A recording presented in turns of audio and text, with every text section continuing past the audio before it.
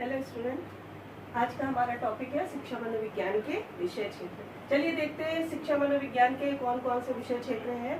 सबसे पहला है वातावरण एवं वंशानुक्रम का अध्ययन, कि छात्रों की शिक्षा पर वातावरण का और वंशानुक्रम का क्या प्रभाव पड़ता है। ये चीजें हमें शिक्षा मनोविज्ञान के अंतर्गत पढ़नी है कि एक छात्र की शिक्षा के लिए कैसा वातावरण होना चाहिए। यदि अगर उचित वातावरण होता है, अच्छा वातावरण होता है, तो उसका क्या प्रभाव बालकों पर पड़ता है, और यदि खराब वातावरण होता है तो उसका प्रभाव क्या छात्रों की शिक्षा पर पड़ता है। उसके अलावा वंशानुक्रम क्या है। वंशानुक्रम यानी कि हेरिडिटी, जिसको हम कहते हैं, जो पीढ़ी दर पीढ़ी बच्चे में प्राप्त होती है अपने माता पिता से। अपने बच्चों में जो भी उसके गुण होते हैं माता पिता के, या जो अवगुण होते हैं, वो कहीं ना कहीं बच्चों में आते हैं, और उसका बच्चे की शिक्षा पर क्या प्रभाव पड़ता है। तो हम कह सकते हैं कि जो वातावरण है और वंशानुक्रम है, इन चीज़ों का अध्ययन जो है शिक्षा मनोविज्ञान के अंतर्गत करते हैं। कि यदि हम बालक की शिक्षा अच्छी चाहते हैं तो हमें उसके लिए अच्छा वातावरण की व्यवस्था करनी चाहिए। यदि बच्चे का वातावरण अच्छा नहीं है, जहाँ पर वो रहता है वहाँ उसका वातावरण अच्छा नहीं है, तो उसका कहीं ना कहीं उसकी शिक्षा पर प्रभाव पड़ेगा और उसके व्यक्तित्व पर भी उसका प्रभाव पड़ेगा।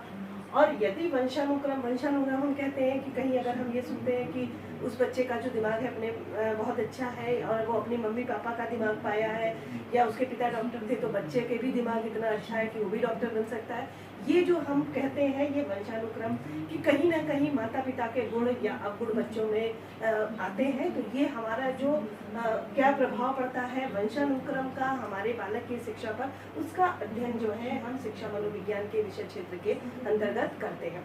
दूसरी चीज हमारा है बाल विकास की विभिन्न अवस्थाओं का अध्ययन, कि एक बालक के जो विकास की जो अवस्थाएं हैं, शैशवावस्था, बाल्यावस्था, किशोरावस्था, प्रौढ़ावस्था, युवावस्था, जो ये अवस्थाएं हैं उनका अध्ययन भी हम शिक्षा मनोविज्ञान के अंतर्गत करते हैं। कि बालक की जो विकास की जो अवस्थाएं हैं उनमें किस प्रकार से उनका डेवलपमेंट होता है। शारीरिक विकास, मानसिक विकास, संवेगात्मक विकास, सामाजिक विकास, ये सारे विकास हैं जो वो विभिन्न अवस्थाओं में किस प्रकार से होते हैं।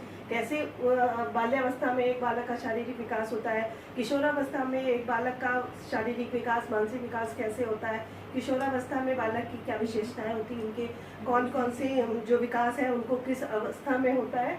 तो ये जो चीजें हैं वो भी हम बाल विकास की जो विभिन्न अवस्थाएं हैं उनका अध्ययन भी हम शिक्षा मनोविज्ञान के विषय क्षेत्र के अंतर्गत करते हैं। तीसरा हमारा है बालकों की व्यक्तिगत विभिन्नता का अध्ययन, कि एक बालक जो है दूसरे बालक से भिन्न है, यही बालक की व्यक्तिगत भिन्नता होती है। तो बालकों की जो व्यक्तिगत भिन्नता होती है, जो एक क्लास में अलग डिफरेंट टाइप के बच्चे होते हैं, उनकी रुचि, योग्यता, क्षमता अलग अलग होती है, उन चीज़ों का भी अध्ययन हम शिक्षा मनोविज्ञान के अंतर्गत करते हैं। कि किस तरह से बालकों में एक बालक जो है वो दूसरे बालक से भिन्न है, उसकी जो व्यक्तिगत भिन्नता है वो क्या होती है, व्यक्तिगत भिन्नता के कौन कौन से प्रकार होते हैं, उनको कौन कौन सी चीज़ें प्रभावित करती हैं। ये सभी चीजें हैं जो है ये हम शिक्षा मनोविज्ञान के विषय क्षेत्र के अंतर्गत पढ़ते हैं। चौथा हमारा है विशिष्ट बालकों का अध्ययन। विशिष्ट बालक क्या होते हैं। विशिष्ट बालक जो है वो सामान्य बालकों से जो अलग होते हैं वो हमारे विशिष्ट बालक कहलाते हैं। तो विशिष्ट बालक जाहिर सी बात है जो सामान्य बालक से डिफरेंट, सामान्य बालक से अच्छे भी हो सकते हैं, खराब भी हो सकते हैं, उन बालकों का अध्ययन भी हम शिक्षा मनोविज्ञान के अंतर्गत करते हैं। विशिष्ट बालकों के कई प्रकार हैं, जैसे 3-4 प्रकार हैं कि प्रतिभाशाली बालक, मंदबुद्धि बालक, पिछड़े बालक, विकलांग बालक, समस्यात्मक बालक, इन बालकों का भी अध्ययन हम विशिष्ट बालकों के अंतर्गत करते हैं। और इनका अध्ययन की विशिष्ट बालकों की शिक्षा जो है वो किस प्रकार की होनी चाहिए, विशिष्ट बालक जो है वो सामान्य बालकों से क्यों अलग है, उनके क्या कारण हैं, कौन सी चीजें हैं जो हम विशिष्ट बालकों की शिक्षा में हम परिवर्तन करके हम उनको सामान्य बालकों से अच्छी शिक्षा दे सकते हैं। ये चीजें भी हम विशिष्ट बालकों का अध्ययन भी हम शिक्षा मनोविज्ञान के विषय क्षेत्र के अंतर्गत करते हैं।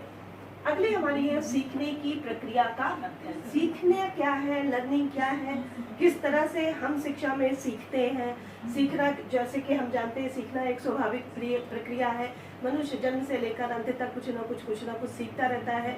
और सीखने के कौन कौन से तरीके हैं, कौन कौन से नियम हैं, क्या क्या सिद्धांत हैं, लोगों ने, जो भी मनोवैज्ञानिकों ने कौन कौन से सीखने की सिद्धांत बताया है, सीखने की कौन कौन सी विधियां हैं, सीखने को क्या क्या चीज़ें हैं जो प्रभावित करती हैं। जैसे कि प्रभावित करने से मतलब कि सीखना, कि एक व्यक्ति कोई कार्य सीख रहा है तो कहीं ना कहीं उसकी इच्छा, उसका थकान, इन सब कुछ फैक्टर्स ऐसे होते हैं जो हमारी सीखने की प्रक्रिया को प्रभावित करते हैं। तो इन चीज़ों का भी अध्ययन कि सीखना क्या है, जो सीखना है वो उसके कौन कौन से नियम हैं, कौन कौन से सिद्धांत हैं, सीखने की विधियाँ क्या है, सीखने को प्रभावित करने वाले कारक क्या है, ये सब चीज़ों का अध्ययन भी हम शिक्षा मनोविज्ञान के विषय क्षेत्र के अंतर्गत करते हैं। जब शिक्षा मनोविज्ञान जब हम पढ़ते हैं तो उसके अंतर्गत हमें इन चीज़ों का अध्ययन करना रहता है।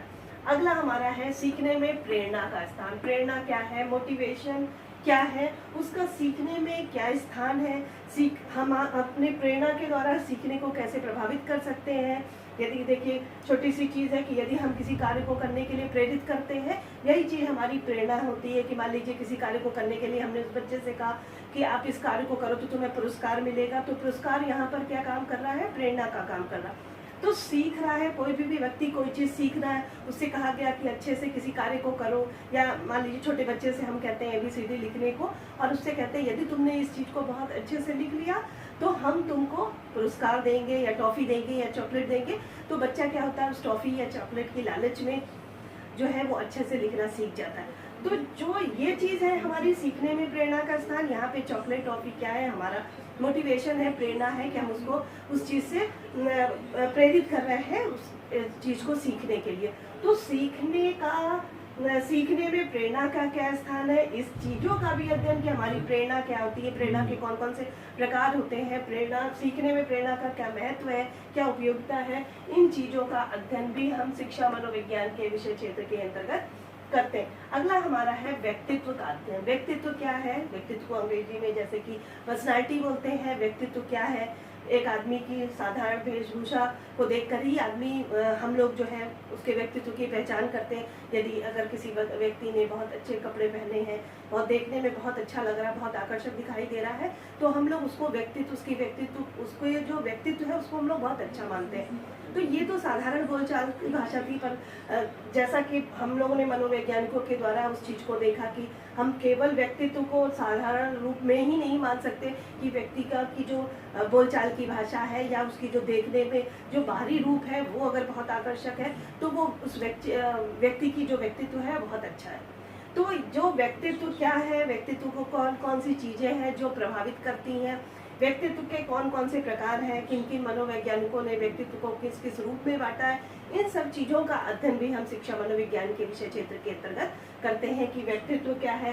व्यक्तित्व के जैसे प्रकार में अंतर्मुखी, बहिर्मुखी, उभयमुखी, ये जो व्यक्तित्व है युंग मनोवैज्ञानिक ने व्यक्तित्व को जो विभाजित किया है उन्होंने अंतर्मुखी व्यक्तित्व किस प्रकार के व्यक्तित्व होते हैं उसके बारे में बताया है। उभयमुखी क्या होता है, अंतर्मुखी क्या होता है, बाह्यमुखी क्या होता है, ये जो चीज़ें हैं हम लोगों ने व्यक्तित्व का अध्ययन के अंतर्गत किया हो। और ये व्यक्तित्व का अध्ययन जो है हम शिक्षा मनोविज्ञान के विषय क्षेत्र के अंतर्गत पढ़ते हैं कि एक बालक का, एक व्यक्ति का व्यक्तित्व किस प्रकार का होता है। अगला है हमारा बालकों के मानसिक स्वास्थ्य का अध्ययन। बालकों के मानसिक स्वास्थ्य क्या है, बालक का जो मानसिक रूप से यदि व्यक्ति स्वस्थ नहीं है तो उसका प्रभाव शिक्षा पर क्या पड़ता है। एक बालक यदि मानसिक रूप से स्वस्थ नहीं है तो उसकी शिक्षा किस प्रकार से प्रभावित होती है, कौन कौन सी चीज़ें हैं जो बालक के मानसिक स्वास्थ्य को प्रभावित करती हैं, क्या क्या हम उपाय कर सकते हैं कि जिससे बालक के मानसिक स्वास्थ्य को सुधारा जा सकता है।